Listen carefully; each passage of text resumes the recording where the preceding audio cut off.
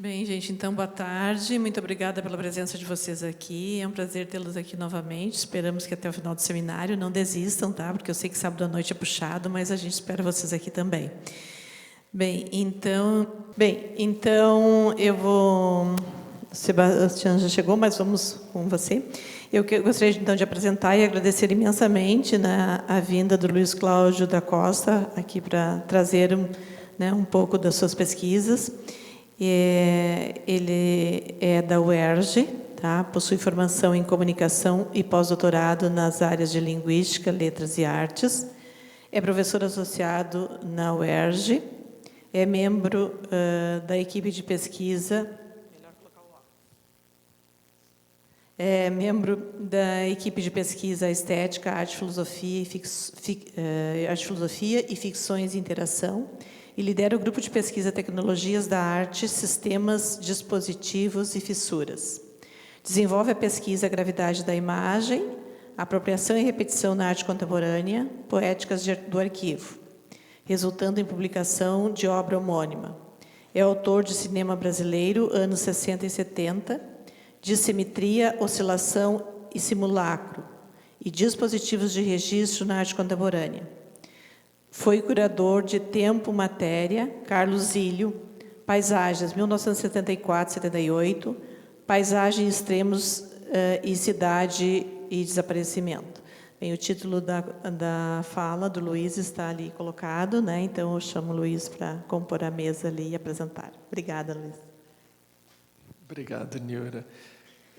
Bom, em primeiro lugar, eu queria agradecer muito a Mônica, particularmente, e também aos outros organizadores, Sebastian e Andrula, e dizer que eu sempre fico muito contente de estar aqui na URGS, volta e meia eu venho aqui e gosto muito dos amigos que eu encontro, estou vendo alguns aqui, fico bastante feliz e agradecido de ter essas pessoas aqui, amigas. Queria dizer também que a minha apresentação, eu agradeço a Niura, mas aquilo era um Luiz Cláudio mais jovem. O Luiz Cláudio mais velho não tem esses grupos mais, mas tem um grupo muito querido, que é o Modus, minha chefa está aqui, também uma amiga adorável. E eu agradeço a Niura pela ajuda aqui, e a Tatiane, que é uma fofa, que está aqui comigo. Bom, gente, então, depois dos agradecimentos, eu queria dizer que eu sou uma pessoa um pouco nervosa, não consigo falar sem ler, então vou ler, vou tentar ser bastante calminho na leitura. Como o título diz, eu vou falar sobre o Chris Marker, vou fazer uma análise do filme Elegia Alexandre. Esse filme já vem comigo há bastante tempo, com a apresentação, depois do texto da revista, eu já escrevi de novo um terceiro texto. Então, é um filme que marca um pouco para mim uma coisa muito importante. Eu era de cinema, me tornei um pesquisador nas artes visuais, plásticas, mas esse filme está sempre tentando me dizer que tem alguma coisa para eu entender dele, que vai fazer eu entender alguma coisa da mudança nas artes plásticas dos anos 70, a relação que a gente retoma e como a gente retoma de modo diferente. Eu acho que esse filme me ajuda, é por isso que eu volto a ele, e agora eu acho que vai ser a última vez. Então, vou começar. Não, pode deixar nada. Não, está certo. Pode passar. Nem precisa. Acho que... para o filme, né? É bom. Um pouco, pelo menos aqui da frente, se puder. Mais uma, pode ser? Está ótimo. Acho que melhorou, né? Então, Elegia Alexandre foi lançado em 1993, foi exatamente o ano das reformas liberais da Rússia, que sepultaram o comunismo soviético e as utopias de esquerda no mundo inteiro, ou pelo menos pareciam ali sepultar, e talvez a gente está vivendo as dificuldades. O filme é um poema cinematográfico não lírico, realizado com fragmentos de películas clássicas da geração de Eisenstein e Vertov, registros documentais em filme, propagandas, testemunhos de pessoas que conviveram com Alexandre Medevkin, que foi um cineasta importante da geração, e ainda depoimentos de jovens especialistas em história do cinema que encontraram, inclusive, filmes tidos como desaparecidos do cineasta homenageado. Então, é um tributo, um antimonumento para o companheiro admirado. O ato poético fundante do filme envolve 2 gestos diferenciados: recolher arquivos e testemunhos e organizá-los por meio de uma montagem que faça aparecer as contradições entre as imagens e os testemunhos, e sumiu. Tá, então, a montagem é o segundo gesto do filme. Pode passar. Então, eu vou apresentar um pouco do filme para depois fazer as minhas considerações. Elegia Alexandre tem uma estrutura epistolar que se divide em 2 partes. O reino das sombras e as sombras do reino. No meio tem ainda um entreato intitulado Um Gato Escutando Música. O filme tem início com um prólogo, o registro de uma entrevista dada a Marquer por Alexandre Medevkin.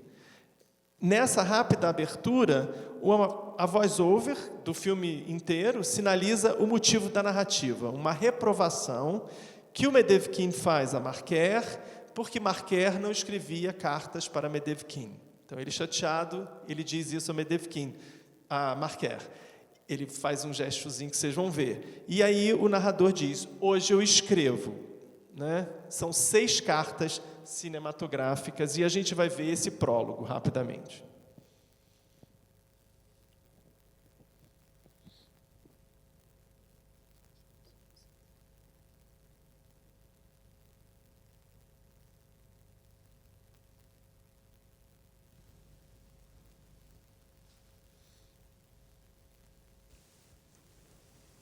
То, что ты сделал, для меня подкрепив мои позиции. Alexandre Ivanovitch Medvedkin est un cinéaste russe né en 1900. Ces entailles que les pères de famille font au chambranle des portes pour mesurer la croissance de leur progéniture, le siècle les a tracées sur sa vie. Il avait 5 ans, Lénine écrivait « Que faire ?» 17 ans et il savait. 20 ans la guerre civile, 36 ans les procès de Moscou, 41 ans la guerre, 53 ans Staline est mort. Et quand il meurt lui-même en 1989, c'est dans l'euphorie de la perestroïka. Dans une de ses dernières interviews, il m'engueulait de loin, comme d'habitude. Pourquoi est-ce que j'étais trop paresseux pour écrire, juste un petit peu?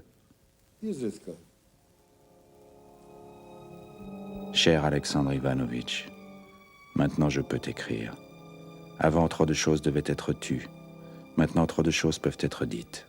Je vais essayer de te les dire, même si tu n'es plus là pour les entendre. Mais je te préviens, il me faudra beaucoup plus d'espace qu'il n'y en a entre tes 2 doigts.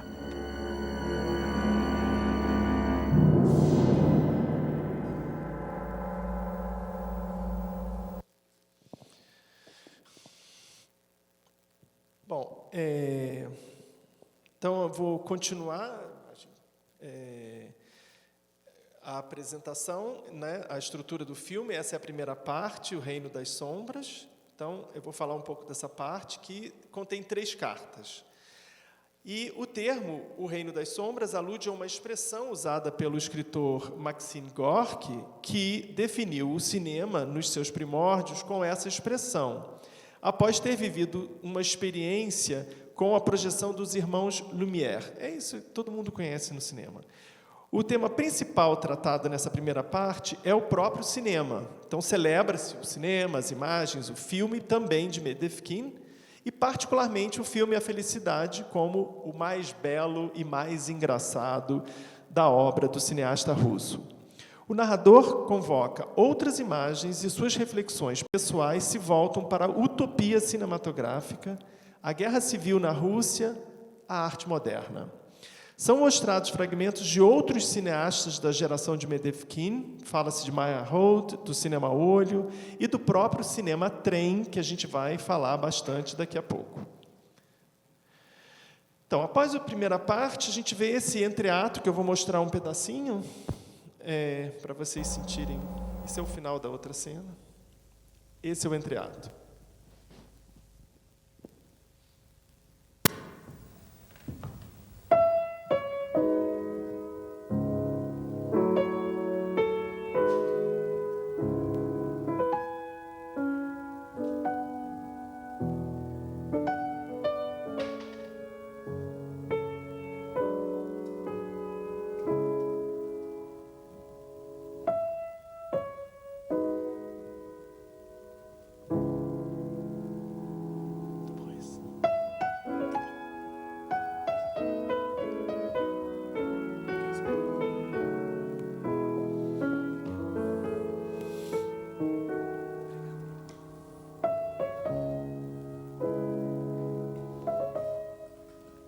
É só para vocês descansarem um pouco. Alô, alô?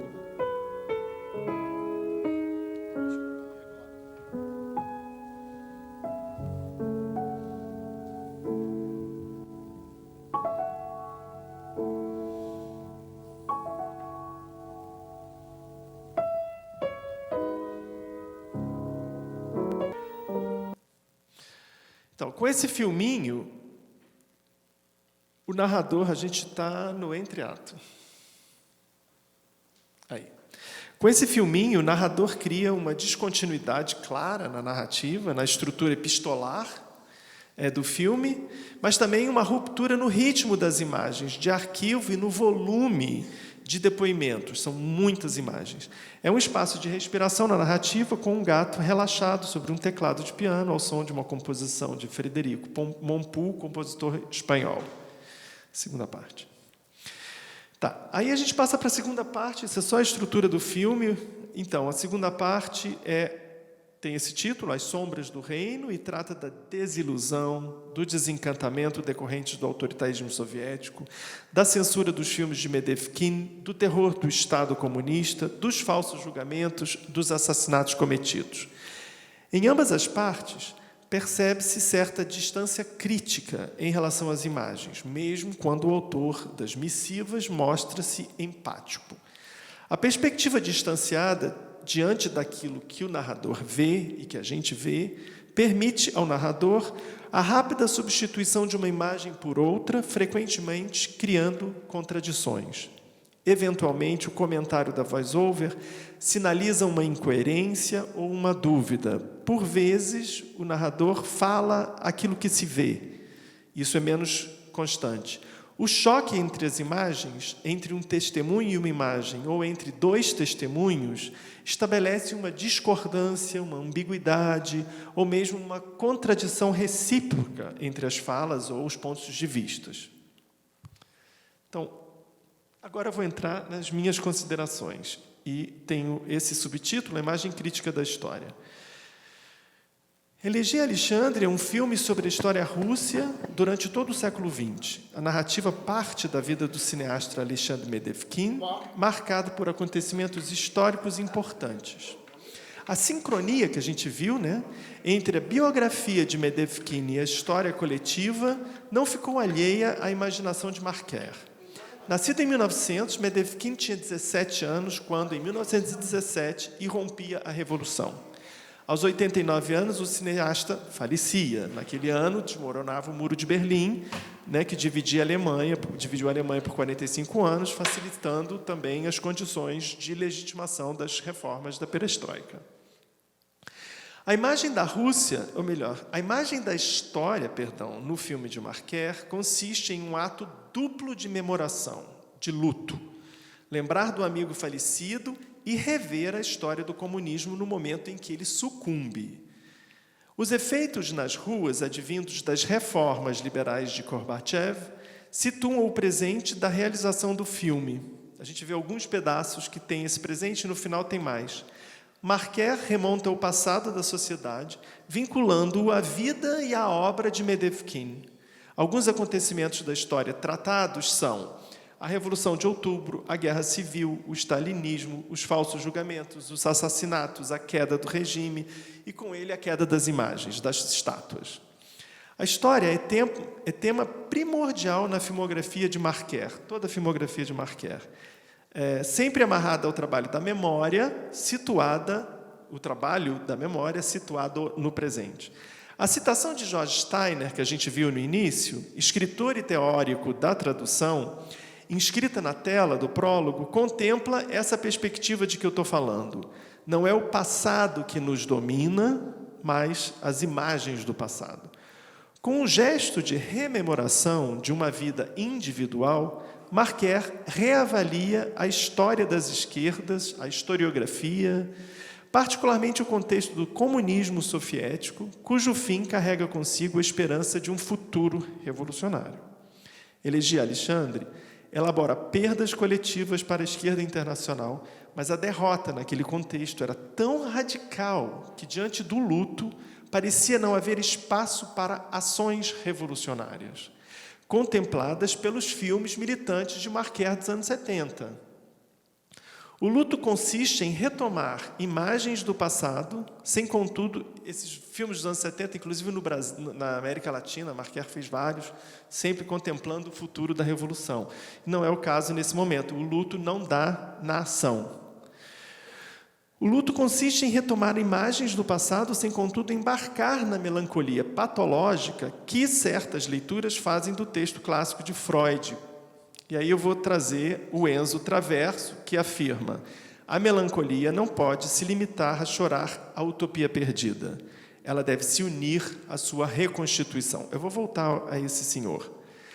A reconstituição da utopia autêntica bom, como ele diz aqui, né, não basta chorar a utopia perdida, deve se unir à reconstituição da utopia, e é justamente isso que faz Marquer. Reconstituir a utopia, é o que ele faz nesse filme. A reflexão do filme recai, então, sobre a derrota trágica do sonho comunista, visando encontrar germens para a sobrevivência da utopia. Empático a Medevkin, Marquer não se deixa identificar por completo com o amigo. Percebe a ingenuidade do russo quando fala sobre a primeira cavalaria do Exército Vermelho, comandada pelo general Marshal Bodioni. E Medevkin, na entrevista que a gente viu do início, ele fala: era um exército romântico e possivelmente tinha sido o período mais fantástico da minha vida. Os cavaleiros vermelhos da Revolução, farrapentos, descalços, mas terríveis. Medevkin lutou na Guerra Civil, que para ele era sagrada. O narrador compara essa apreciação de Medevkin ao posicionamento de Isaac Babel. E ele diz: um judeu de lentes entre cossacos antissemitas que não era romântico. E o narrador cita um fragmento do Diário de Babel. Os judeus esperavam os soviéticos libertadores e, de repente, os gritos, as chicotadas, sujos racistas. As imagens não são inocentes. Essa clareza estabelece a percepção crítica de Marquer em relação aos arquivos visuais que incorpora em seu filme, interrogando o que se vê, as maneiras de se ver e o que se ausenta naquilo que se mostra.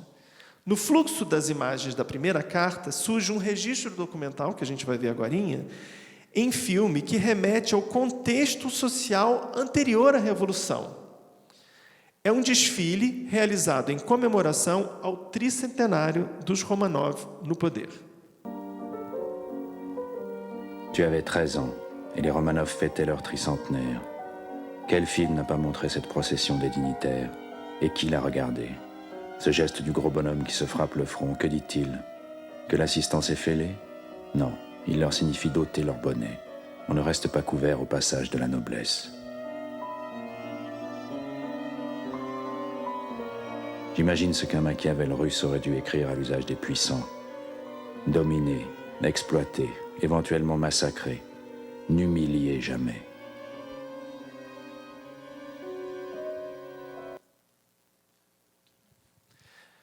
A voz narrativa analisa as imagens que vemos, gesto fundamental do filme, análise de imagem. Após essa sequência do soldado gordo, o narrador justapõe uma imagem expandindo o sentido daquele filminho documentário por meio de algo que não estava presente no filminho, né? Claro, que é a boneca matrioshka. Afinal, qual a relação entre o soldado... Diversão masculina. Afinal, qual a relação entre o soldado gordo, guarda dos nobres, e a boneca tradicional que esconde tantas outras? A resposta pode estar um pouco adiante, um pouco distante no desenrolar da narrativa. A segunda carta do filme, comentando a Revolução e suas reconstruções, o narrador do filme lembra que Eisenstein voltou a filmar completamente Outubro para eliminar Trotsky, expulso do partido. Então o narrador fala, cada guerra continha outra, como uma boneca russa. Cada imagem contém outra, distante, que a ela se liga. Analisando o registro do desfile, que a gente acabou de ver, o narrador menciona o contexto da perestroika. Ele diz, o esporte da moda, qual é? Remontar o tempo para achar os culpados de tantos crimes. Ele estava falando daquele presente em que estava acontecendo a mudança de regime e que estavam tentando achar os culpados. Né? Está falando, portanto, assinalando o presente de onde ele fala. Pode-se extrair dessa intervenção do narrador a perspectiva ética da história desenvolvida no filme que, mesmo desaprovando radicalmente o autoritarismo do comunismo soviético, não abandona os ideais da transformação. Afinal, o despotismo do Estado é anterior aos soviéticos, como ele diz no finalzinho do texto desse filminho. Mas, então, ele vem e justapõe mais uma imagem, ampliando um pouco os sentidos sensíveis, mas também semióticos, né? do que as imagens estão aparecendo, do que nas imagens está aparecendo. A avaliação do narrador sobre a atitude do soldado gordo é seguida de lembranças do amigo. Então ele fala, esses soldados você não deixou de falar em seu filme, é a felicidade, o filme é a felicidade, do qual a gente vai ver um trechinho com soldados portando máscaras semelhantes ao rosto do soldado da guarda nobre. Et puisque le sport à la mode est de remonter le temps pour trouver les coupables de tant de crimes et tant de malheurs déversés en un siècle sur la Russie, je voudrais qu'on n'oublie pas, avant Staline, avant Lénine, ce gros type qui ordonnait aux pauvres de saluer les riches.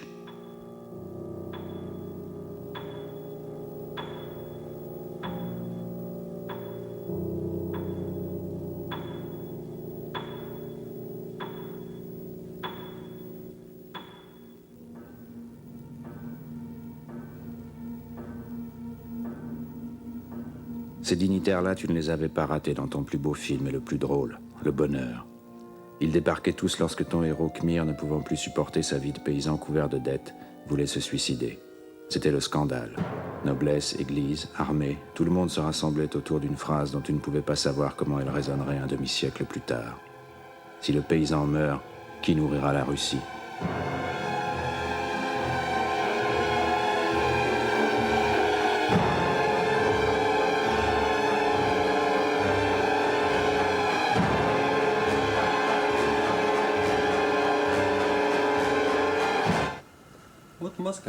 Aussi un masque que nous avons fait en 88 pour une soirée. C'est une reproduction fidèle de ceux qu'il a utilisés pour Le Bonheur. Les drames.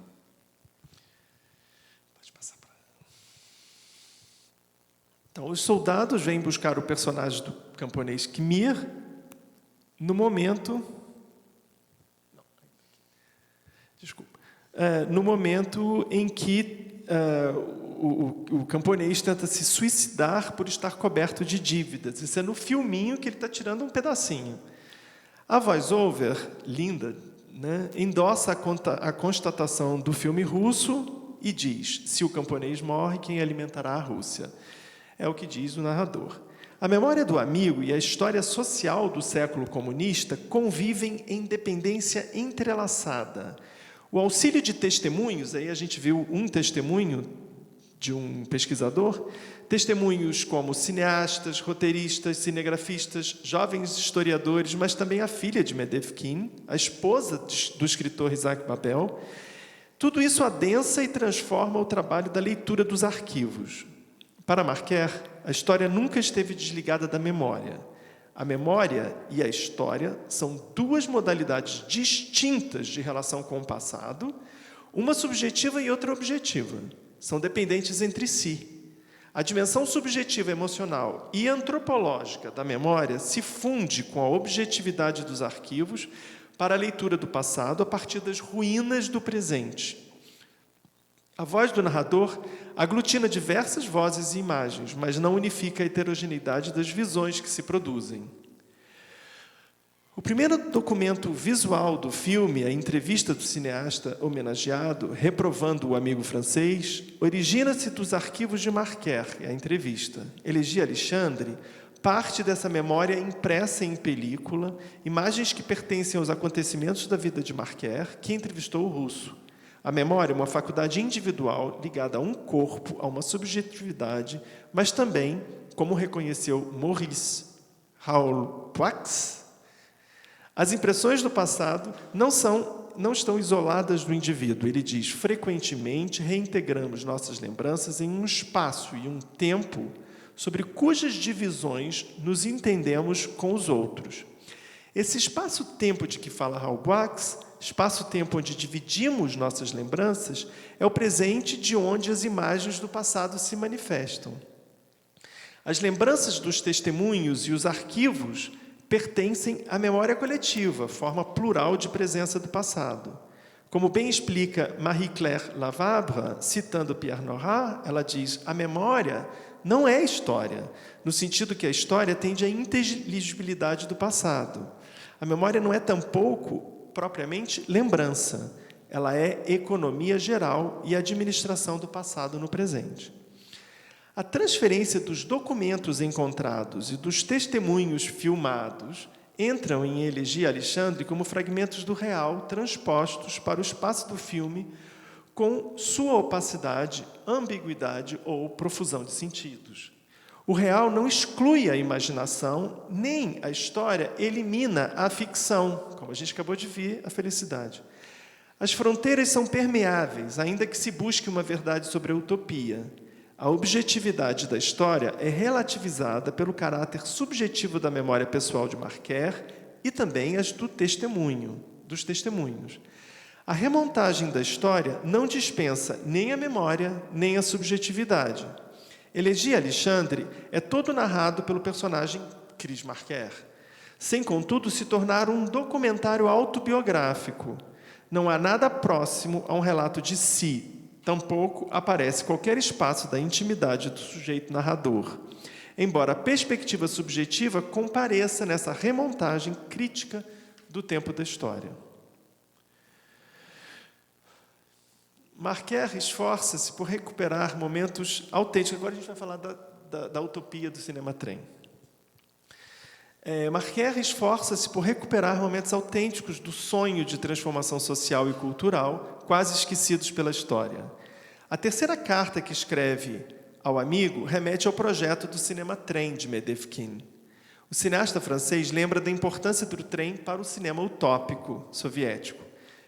Ele diz, o único historiador de cinema que celebra essa aventura é Jay Leda, em Kino. Isso é uma coisa de 3 linhazinhas, todo mundo do cinema sabe disso. Que esse problema do cinema-trem com Medevkin foi curto na história do cinema, ninguém fala disso. E aí ele continua dizendo, no teu exemplar, Medevkin, no teu exemplar, sublinhaste as frases que te concernem quando acreditavas que tudo isso estava perdido e esquecido. E um dia, de 1971, em Paris, nos contaste tudo. Eu vou mostrar um pouquinho do filme numa das partes que termina essa carta com o cinema-trem. Tem mais coisas do cinema-trem lá na frente, mas eu não vou mostrar. Blindé allait laisser la place au train d'Agitprop. La propagande était la continuation de la guerre par d'autres moyens.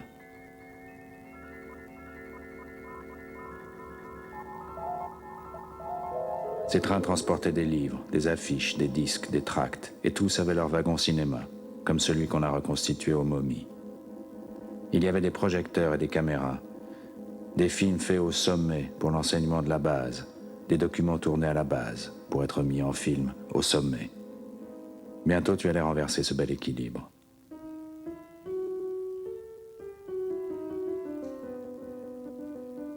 Vertov, lui, participait souvent au travail des trains. Il était gai et enthousiaste. On l'aperçoit sur quelques images avec son bonnet de fourrure.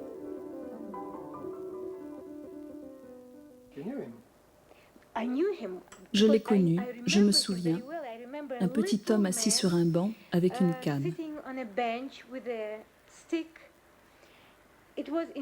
C'était en 1953, il est mort en 1954. Il était très malade, il avait l'air très déprimé, c'est tout ce que je me rappelle. Je lui disais bonjour, j'étais une petite fille. Mon père, je ne peux pas dire que mon père était son ami, parce qu'il n'avait pas d'amis. Ce train filmé au ras du sol est devenu la signature de Dziga Vertov. Il l'a mis dans presque tous ses films, et on le lui a beaucoup emprunté. Dans cette Russie où les voies ferrées étaient le seul réseau de communication, un train mythique allait circuler à travers tout le pays, et de là à travers tout le cinéma, documentaire et fiction mêlés. D'Alexandre Dovzhenko à Ilya Trauberg, de train mongol en express bleu, chacun avait son train. Mais ton train, évidemment, serait unique. Então, o cinema-trem é a figura da utopia autêntica a ser recuperada em Elegia Alexandre. Algo único na história do cinema, afirma um dos testemunhos. A perspectiva de uma utopia autêntica diante do passado soviético, que agora revelava-se tão sombrio, implicava entrever apenas uma esperança vulnerável para o futuro. O horizonte revolucionário mostrava-se então duvidoso. Era preciso encontrar os vestígios para uma esperança real. O cinema-trem representou a utopia da transformação na cultura soviética, algo vivido por diversos cineastas revolucionários. Com esse projeto, dispensava-se o estúdio, o aparato de cinema industrial. Os cineastas desejavam impregnar-se da realidade. Lembrar desse período da cultura revolucionária significava, sobretudo, não se resignar diante da melancolia, da derrota assumida por Marquer. A utopia surge como um fantasma na cena melancólica de Elegia Alexandre. Ergue-se com esforço, mas consistente, entre os mortos de um reino sombrio. O elogio ao amigo não deixa de tecer também suas ambiguidades. A quarta carta começa lembrando do filme de Medevkin, de 1938, A Nova Moscou, cujo cenário é comparado aos de Busby Berkeley, diretor norte-americano de filmes musicais, Berkeley, né? Busby Berkeley, inventor de coreografias fantásticas e caleidoscópias. Esse filme é do Medevkin. C'était un de ces matins dorés de Moscou. Rue Gorky, on déplace sur des rails une énorme maison qu'un jeune architecte était justement en train de dessiner.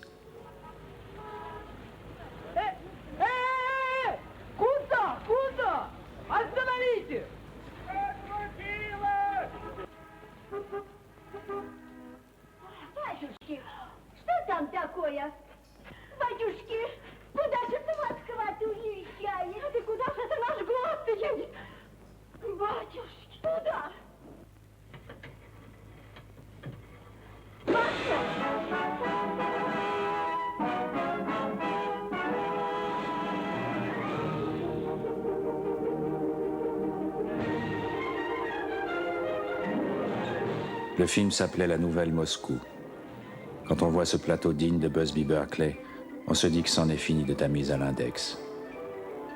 Comme d'habitude, tu ne peux pas t'empêcher de laisser ici et là tes signes. Le petit cheval à pois, Don Quichotte, ou bien l'ours qui dort à l'intérieur de ton nom.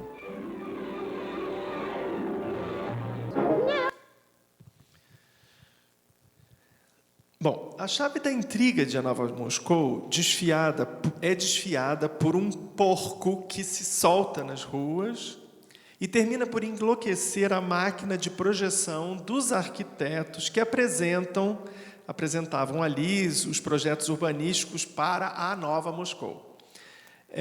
Com o projetor do cinema enlouquecido, a flecha do tempo no filme A Nova Moscou vai ao contrário, enlouquece e inverte. E, portanto, a cidade regressa para a velha Moscou. Essa cheia de, aquela arquitetura, nem sei direito o que é aquela arquitetura, não posso dizer. Retomando o controle da projeção, o tempo volta. Então, eles controlaram de novo ali a projeção, o tempo voltou ao normal no filme, e o sentido correto do tempo, e o futuro da cidade aparece numa modernidade radiante, né? E aí o narrador comenta: pensavas que essa 10ª parte edificante do filme dissimularia a doce loucura das 9 precedentes? O filme foi proibido. Medevkin acreditou no cinema como instrumento para a criação da nova sociedade. Assim diz o narrador: do teatro de cavalos ao cinema do povo, assim se constitui o sistema Medevkin. Mas o cineasta homenageado não percebeu as sombras que avançavam sobre o reino, mesmo tendo sido tão frequentemente censurado pelo regime. O narrador e os convidados, né, que falam, passam, a partir desse ponto do filme, a lembrar do medo, dos julgamentos falsos, dos cineastas preferidos do regime, como Chiaurelli e Piriev. Quase ao fim dessa carta, vê-se um extrato do filme de Piriev, de 49, Os Cossacos de Kuban. E eu vou mostrar um pedacinho desse filme. Fala-se, então, das contradições do cinema russo, a ficção enganosa e o falso documentário. Isso é de Piriev, não é do Medevkin.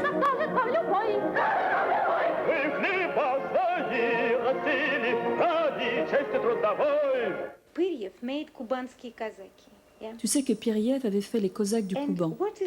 Ce qui est très intéressant, c'est que les gens qui vivaient dans cette région, là où il avait tourné, ces gens ont adoré le film.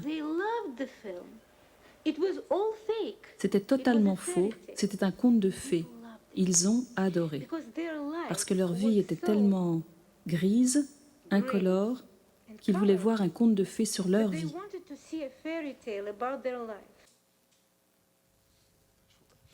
Bom, estou quase chegando ao fim. Uma testemunha comenta, né, que a gente viu os Cossacos de Kuban. Ela dizia: o interessante é que o povo da região onde foi filmado adorou o filme. Era totalmente falso, um conto de fadas, mas eles adoravam. Comenta-se ainda o julgamento e a execução de Nikolai Bukharin. Isso remete ao filme de Costa Gravas. Então, sai de uma coisa para outra, rapidamente. Que é o filme A Confissão, de 1970. Exibido na Rússia somente em 1990, devido à censura do regime que, na época de 70, não deixou passar o filme.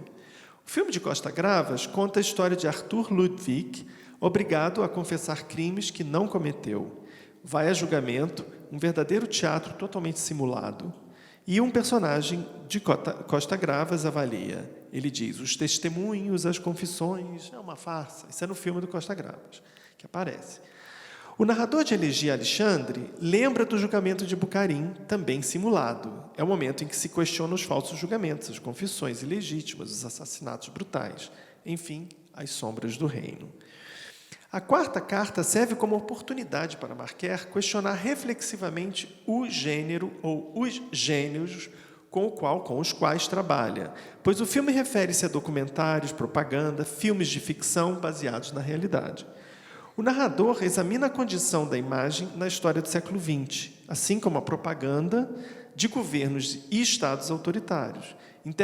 Fala-se, inclusive, do regime fascista, nazista. Interroga-se sobre as fronteiras porosas entre a ficção e o documentário, o real e o imaginário, o verdadeiro e o falso. O objetivo é elaborar o passado, mas essa operação não corresponde a recuperar tudo o que se passou.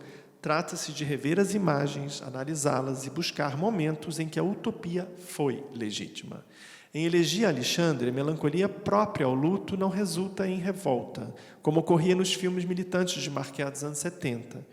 Tampouco ela é patológica. A melancolia em Elegia Alexandre, enfrenta a derrota do presente e o passado sombrio para descobrir as forças de resistência possíveis no futuro.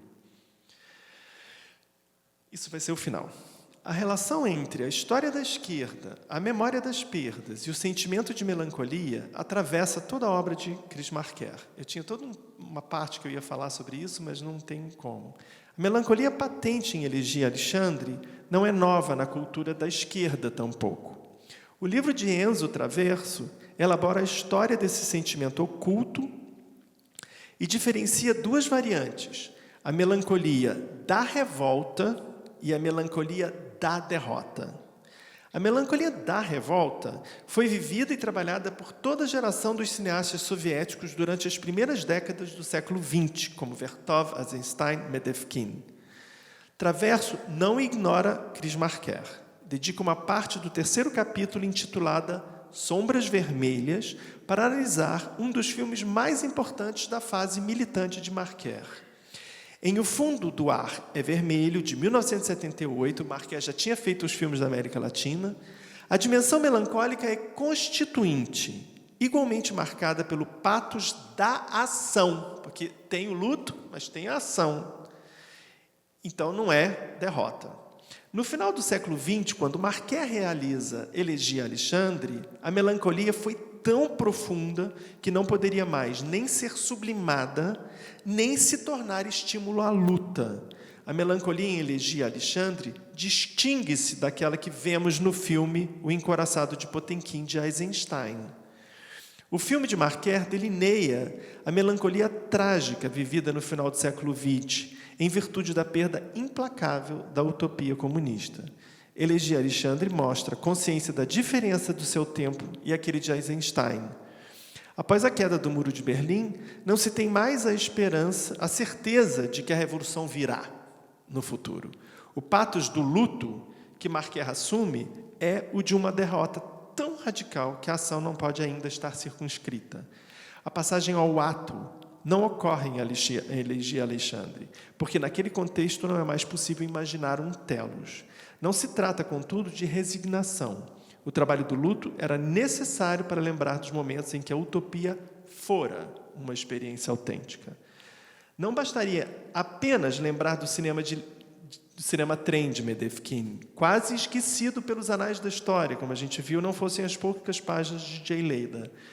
Era preciso louvar a recuperação realizada pelo jovem historiador russo Nikolai Izvolov, Kolya, como é chamado pelos colegas carinhosamente no filme, que participa de Elegia de Alexandre, a gente viu ele. Kolya havia descoberto, perdido nos arquivos, 9 películas do cinema trem. Estavam perdidas. Isso foi nos anos 90. Entre a geração dos dinossauros, os grandes cineastas revolucionários, e a nova geração, as mudanças são enormes. Mas a esperança surge justamente nesse encontro. Marquet termina seu filme com uma imagem que abre espaço para a nova geração. Ele diz: observe o que aconteceu com os dinossauros, ao mostrar a imagem última, final, de uma criança abraçada a um dinossauro de brinquedo. Sua última frase: as crianças os adoram. Gente, é isso. Muito obrigado.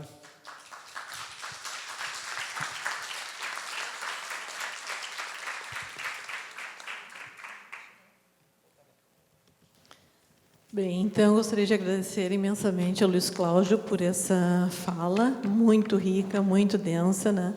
Espero que os alunos aqui presentes também tenham prestado bastante atenção na questão metodológica do texto que ele apresentou aqui, com muitos cruzamentos, né? Entre outros filmes, isso enriquece muito, né? Uma pesquisa, né? De forma que você vai costurando as relações do seu eixo de pesquisa com os outros filmes. Então, a gente teve então aqui a oportunidade de ver, né, essa pesquisa, né, que o Luiz nos apresenta aqui, tá? E que traz muitas considerações em relação à ideia dos arquivos, tá? Dos filmes, dos testemunhos, dos amigos, né, e até parte de ficção, como ele colocou ali. E só para amarrar, né, a fala dele, que estou fazendo isso, então, e esse resgate da memória, que é uma característica também do Chris Marker, né? Eu lembro sempre do filme La GT, né? Que a gente trabalha em sala de aula com os alunos. Então, a importância, né, desse cineasta para colocar isso. Mônica, a gente tinha combinado que agora a gente abre para as perguntas, né? E depois os outros falam, é isso? Tá. Tá, não temos muito tempo, mas eu vou começar com uma pergunta enquanto vocês pensam, né? Porque sempre a gente abre daquele vazio, né? Então, antes que dê o vazio, bom, eu só quero fazer um esclarecimento, porque o Luiz falou comigo agora que o texto que ele encaminhou para publicação aqui na revista Porto Arte é um e que ele ia apresentar um outro que ele vai publicar futuramente num livro dele. Mas eu vou te fazer uma pergunta em relação ao que eu li, que é o texto da... Então, eu já estou falando isso, que quando vocês forem para Porto Arte, vão ver que está um pouquinho diferente o texto do que ele apresentou aqui, tá? Mas eu vou te fazer uma pergunta baseada no que eu li, né, do texto que vai sair na Porto Arte, e que eu acho que pode esclarecer também muito do Chris Marker, né, o Marker. Eu queria, ali, numa determinada parte, você fala: essas imagens pertencem, a princípio, aos acontecimentos da vida de Chris Marker. Depois, mais embaixo, você fala que, sem que se tornasse um documentário autobiográfico. Então, eu queria que se você pudesse falar um pouquinho mais do que você se refere a esta parte. Como eu não vi o filme, né, eu tenho que confessar aqui, já conversei para ele no início, né, esse que ele nos trouxe aqui, mas o que você se refere aos acontecimentos da vida do Chris e que contém no filme, que estão no filme? Se são esses momentos militantes né, dos filmes dele, ou o que entrou da questão autobiográfica, que é um tema que me diz, que eu gosto muito de tratar, o que entrou da questão autobiográfica do Chris no filme? Não é propriamente uma questão, não entra nada autobiográfico, é que o filme parte de uma entrevista que ele fez. Então, era alguma coisa de um amigo, né? E o Medevkin era amigo dele. Então, ele está contando a história de um amigo, portanto, uma história é uma coisa da biografia dele, né, nesse sentido. Mas quando eu digo que não é um documentário autobiográfico, inclusive porque o Marker não aparece no espaço do filme, né, eu lembro de um filme de uma cineasta que eu adoro, eu esqueci agora o nome dela, francesa também, Agnes Varda, que faz sobre a mãe, que é um filme lindo, que quando a mãe está meio morrendo, ela está no espaço do apartamento da mãe, ou do apartamento dela, não sei, as duas. Então, quer dizer, ali é uma coisa autobiográfica que também levanta um problema coletivo, de uma história coletiva, mas é totalmente distinto desse filme. Marker aparece pouco, né? E o Marker é o narrador, é um pouco o narrador. Eu considerei assim, mas... ele parte dessa memória que é um arquivo pessoal de um amigo que morre, mas ele conta a história coletiva, né? Tá? Claro. Então, isso que você fala em relação à vida do Marker em relação a essa parte da amizade dele com o cineasta. Tá. Um pouco isso. Muito bem. Então, vamos para as perguntas para o público, porque, como a Mônica disse, a gente não tem tanto tempo, né? Já começamos um pouquinho atrasados.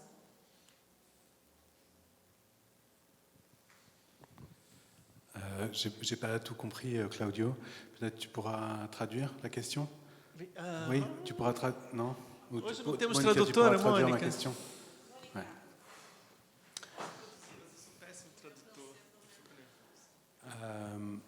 Il y a quelque chose qui me trouble, c'est que le titre a été modifié. C'est plus le tombeau d'Alexandre, c'est Élégie à Alexandre. Donc il y a là un effacement. Pour rester dans le colloque, il y a l'effacement du titre. Or, le tombeau d'Alexandre, c'est un tombeau qui n'a jamais été retrouvé. Donc, c'est une sorte de tombeau impossible, à la fois pour Alexandre Medvedkin, mais aussi, évidemment, au-delà de ça, sur tout ce qui relève des utopies cinématographiques et des utopies politiques. Est-ce que tu sais pourquoi le titre a été changé?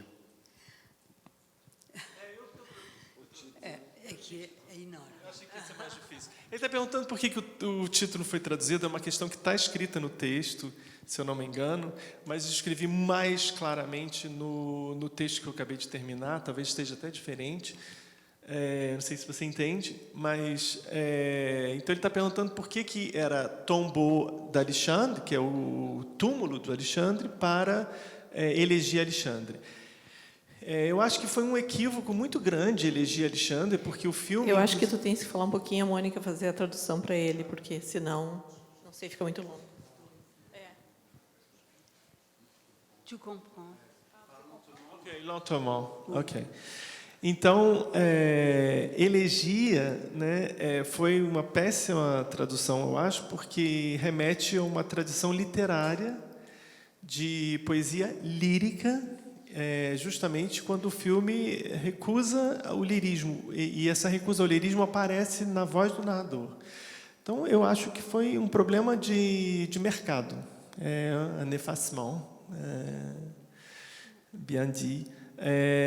E é um equívoco. Inclusive, ele fala, num momento do filme, que ele vai ao túmulo do Marquer e não encontra o túmulo do Marquer, encontra um soldado que exatamente do túmulo do Alexandre. Não encontra o túmulo do Alexandre. Então, para mim, de fato, é um equívoco. Eu discuto isso melhor no texto que eu escrevi para o meu livro, porque eu também entendi melhor depois.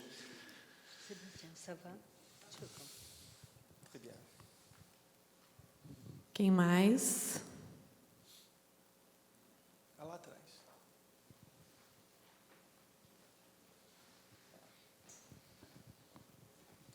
Nós não temos tradução. Olá, queria primeiro dar os parabéns pela apresentação. Só uma observação sobre o último diálogo da questão entre elegia e tombeau. Só para lembrar que tombeau é um termo da tradição literária também, na França, sobretudo. O Mallarmé tem um famoso tombeau d'Anatole, que é o túmulo do Anatole, do filho que morre. E tem vários outros poetas que fizeram também tombeaus, ou seja, é uma forma literária também para dar conta, forma poética, lírica, para dar conta dos mortos. Mas não é um gênero, né? Como... Acaba sendo um subgênero, a gente pode dizer. É muito curioso, não tem correspondentes no Brasil, aqui a gente não... Que eu me lembro, tem alguns túmulos, etc., mas não é forte como na França. Então, acho que tem um diálogo com a literatura ali. Não, que tem. Que tem diálogo com a literatura, o Marquer tem. Exatamente. O tempo todo. Inclusive na própria escrita, né, dele, que é super literária e super poética. Agora, ele rejeita o lirismo. Essa questão do lírico é fundamental nele, porque tem uma coisa lírica, mas ele recusa um lirismo tradicional. Né? Então, mas, enfim... Eu me lembrei agora que tem aquele poema do Mallarmé que ele fala dar um sentido mais puro às palavras da tribo, né, que é um verso famoso, é o túmulo do Edgar Allan Poe. Adorei. Bem, gente, mais uma pergunta, então, e aí a gente encerra para podermos passar para outra fala.